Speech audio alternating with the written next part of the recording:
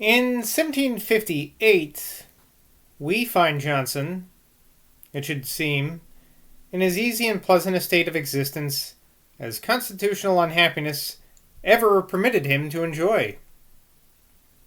There's a letter again to Bennet Langton, Esquire at Langton, Lincolnshire. The date, January 1758, means 1759, according to a later footnote in here, not from Boswell. Mistake common when the change from 25 March to 1 January for the beginning of the year was still recent. So this letter I'm about to read is not from 1758. In other words, it's from 1759, but let's read it anyway, shall we? Dearest sir, I must indeed have slept very fast not to have been awakened by your letter. None of your suspicions are true. I am not much richer than when you left me, and what is worse, my omission of an answer to your first letter will prove that I am not much wiser. But I go on as I formerly did, designing to be some time or other both rich and wise, and yet cultivate neither mind nor fortune. Do you take notice of my example and learn the danger of delay? When I was as you are now, towering in the confidence of 21, little did I suspect that I should be at 49 what I now am. But you do not seem to need my admonition. You are busy in acquiring and in communicating knowledge, and while you are studying, enjoy the end of study by making others wiser and happier. I was much pleased with the tale that you told me of being tutor to your sisters. I, who have no sisters nor brothers, look with some degree of innocent envy on those who may be said to be born to friends, and cannot see without wonder how rarely that native union is afterwards regarded. It sometimes, indeed, happens that some supervenient cause of discord may overpower this original amity, but it seems to me more frequently thrown away with levity, or lost by negligence than destroyed by injury or violence. We tell the ladies that good wives make good husbands. I believe it is a more certain position that good brothers make good sisters. Now it's fucking dark in here. I am satisfied with your stay at home, as Juvenal with his friend's retirement to Cumae. I know that your absence is best, though it is not best for me. Now I will quote the Latin.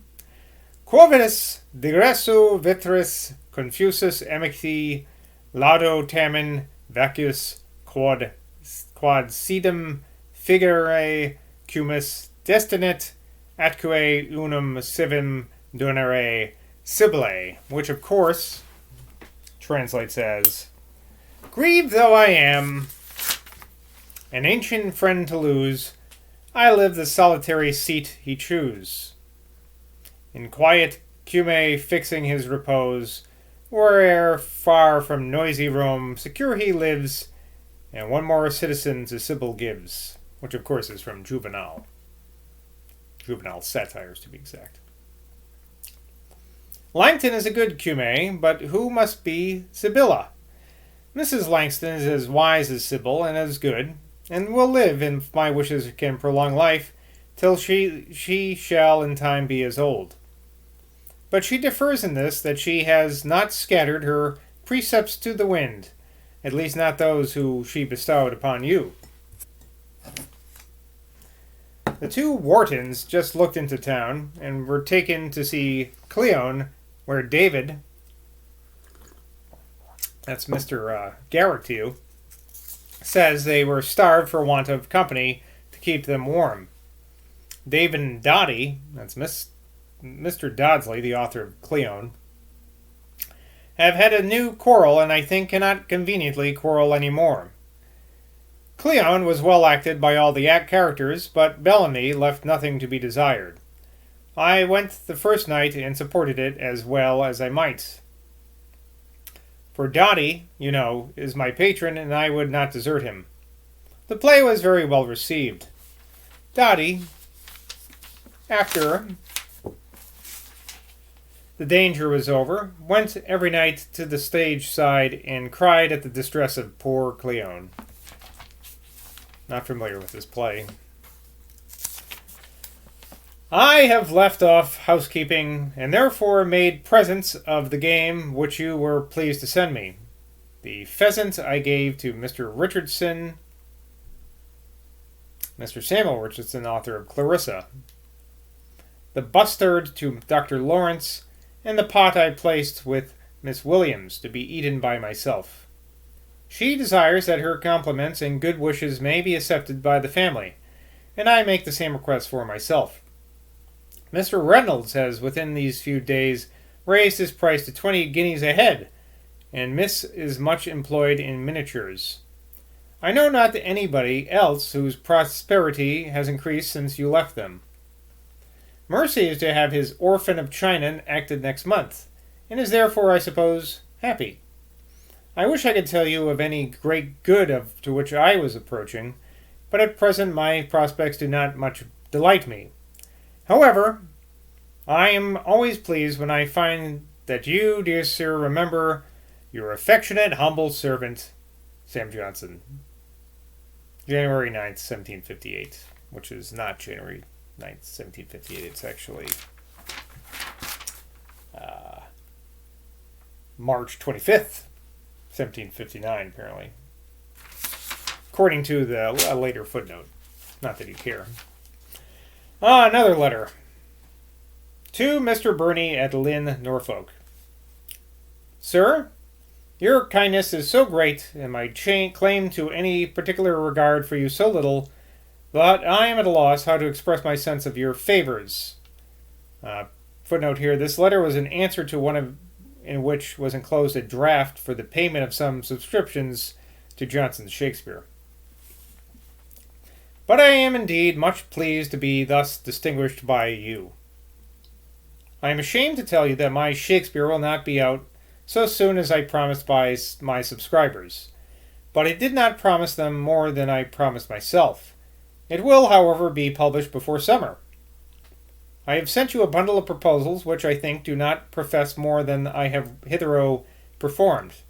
I have printed many of the plays, and have hitherto left very few passages unexplained. Where I am quite at a loss, I confess my ignorance, which is seldom done by commentators. I have likewise enclosed 12 receipts. Not that I mean to impose upon you the trouble of pushing them with more importunity than may seem proper,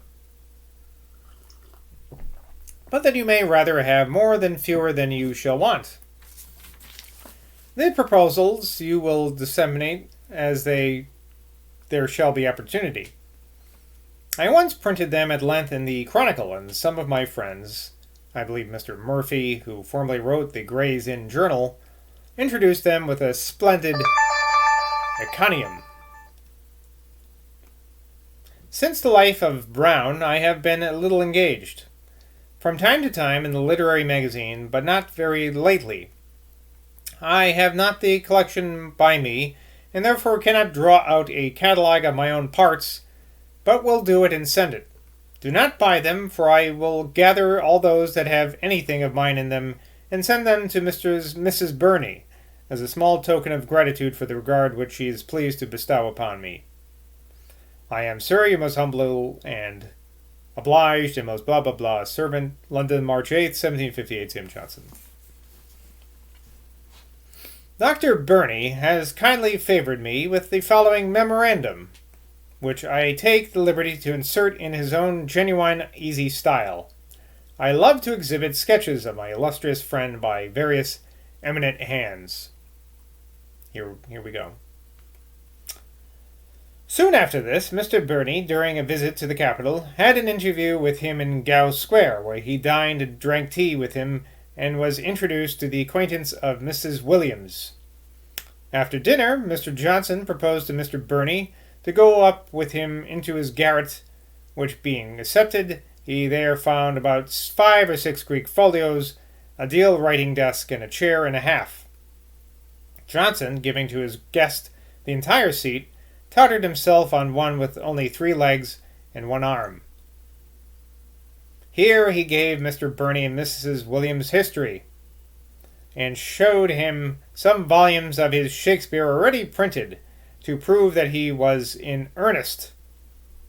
Upon Mr. Burney's opening the first volume at the Merchant of Venice, he observed to him that he seemed to be more severe on Warburton than Theobald. "Oh, poor Tib," said Johnson. "He was ready knocked down to my hands. Warburton stands between me and him." "But, sir," said Mr. Burney, "you'll have Warburton upon your bones, won't you?" "No, sir, he'll never not come out. He'll only growl in his den." "But do you think, sir, that Warburton is a superior critic to Theobald?" "Oh, sir, he's make 52 Theobalds, cut into slices. The worst of Warburton is that he has a rage for saying something when there's nothing to be said." Mr. Burney then asked him whether he had seen the letter which Warburton had written in answer to a pamphlet addressed "To the most impudent man alive." He answered in the negative. Mr. Burney told him it was supposed to be written by Mallet. The controversy now raged between the friends of Pope and Bolingbroke,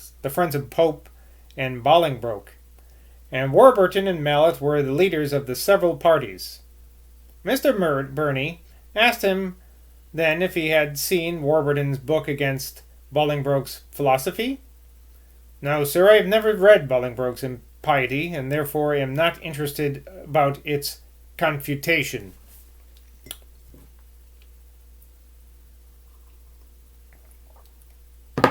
Lots of infighting. On the 15th of April, Johnson began a new periodical paper entitled The Idler, which came out every Saturday in a weekly newspaper called the Universal Chronicle or Weekly Gazette, published by Newbery. These essays were continued till April 5th, 1760. Of 103, their total number, 12 were contributed by his friends, of which numbers 33, 93, and 96 were written by Mr. Thomas Warden. Number 67, Warden, not to be confused with Warburton, who we was talking about in the previous section. Number 67 by Mr. Langton, and number 76, 79, and 82 by Sir Joshua Reynolds. The concluding words of number 82 and Pollute his canvas with deformity being added by Johnson, as Sir Joshua informed me. The Idler is evidently the work of the same mind which produced the Rambler, but has less body and more spirit. It has more variety of real life and greater facility of language. He describes the miseries of idleness with the lively sensations of one who has felt them. And in his private memorandums, while engaged in it, we find, "This year I hope to learn diligence." Many of these excellent essays were written as hastily as an ordinary letter. Mr. Langdon remembers Johnson, when on a visit at Oxford, asking him one evening how long it was till the post went out, and on being told about half an hour, he exclaimed, "Then we shall do very well." He upon this instantly sat down and finished an Idler, which it was necessarily should be in London the next day. Mr. Langton, having signified a wish to read it, "Sir," said he, "you shall not do more than I have done myself." He then folded it up and sent it off. Wow, look at that. And they call me a procrastinator.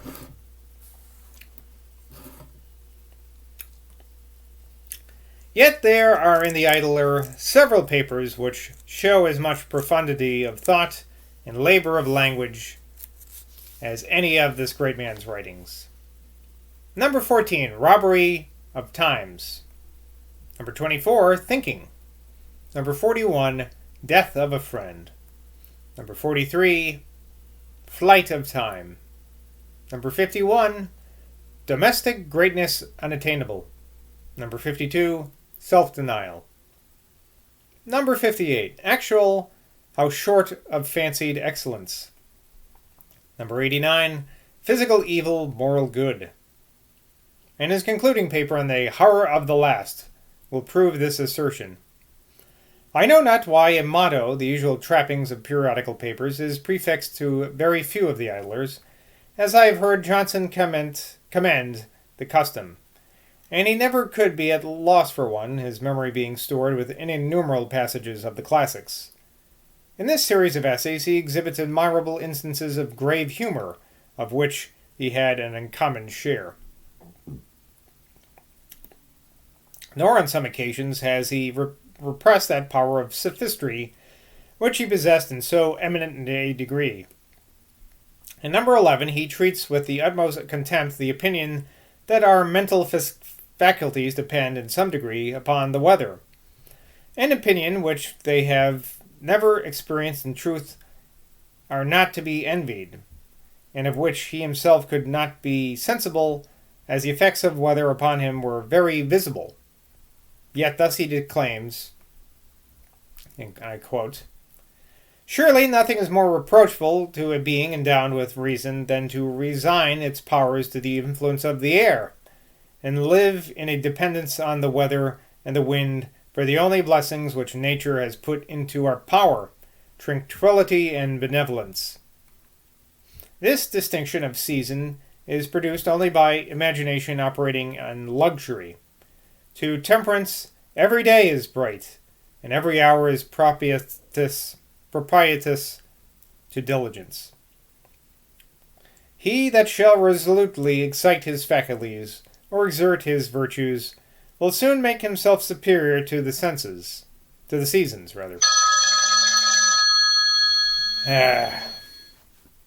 And may set at defiance the morning mist and the evening damp, the blasts of the east and the clouds of the south. Alas, it is too certain that where the frame has delicate fibers, and there is a fine sensibility," this is Boswell now, "such influence of the air are irresistible. Johnson might as well have bid defiance to the ague, which doesn't exist, the palsy, and all other bodily disorders. Such boasting of the mind is false elevation. I think the Romans call it stoicism. But in this number of his Idler, his spirits seem to run riot. For in the wantonness of his disquietation he forgets, for a moment, even the reverence for that which he held in high respect, and describes the attendant on a court as one whose business is to watch the looks of a being weak and foolish as himself. His unqualified ridicule of rhetorical gesture or action is not, surely, a test of truth, yet we cannot help admiring how well it is adapted to produce the effect which he wished. To quote, "Neither the judges of our laws nor the representatives of our people would be much affected by labored gesticulation, or believe any man the more because he rolled his eyes, or puffed his cheeks, or spread around his arms, or stamped the ground, or thumped his breast, or turned his eyes sometimes to the ceiling and sometimes to the floor." End quote. A casual coincidence with other writers, or an adoption of a sentiment or image which has been found in the writings of another, and afterwards appeared in the minds of one's own, is not unfrequent. The richness of Johnson's fancy, which could supply his page abundantly on all occasions, and the strength of his memory, which had once detected the real owner of any thought, made him less liable to the imputation of plagiarism than, perhaps, of any other writers. In The Idler, however, there is a paper in which conversation is assimilated to a bowl of punch, where there is the same train of comparison as in a poem by Blacklock, in his collection published in 1756, in which a parallel is ingeniously drawn between human life and that of liquor. That ends, "Say then, physicians of each kind, who cure the body of the mind, what harm as drinking can there be, since punch and life so well agree?" To the Idler, when collected in volumes, he added, besides the essay on epithets and the dissertation on those of Pope, an essay on the bravery of the English common soldiers. He, however, omitted one of the original papers, which in the folio copy is number 22. The paper may be found in Stockdale's supplemental volume of Johnson's miscellaneous pieces. Okay. Wow, isn't that fascinating? Till next time, bye from Boswell.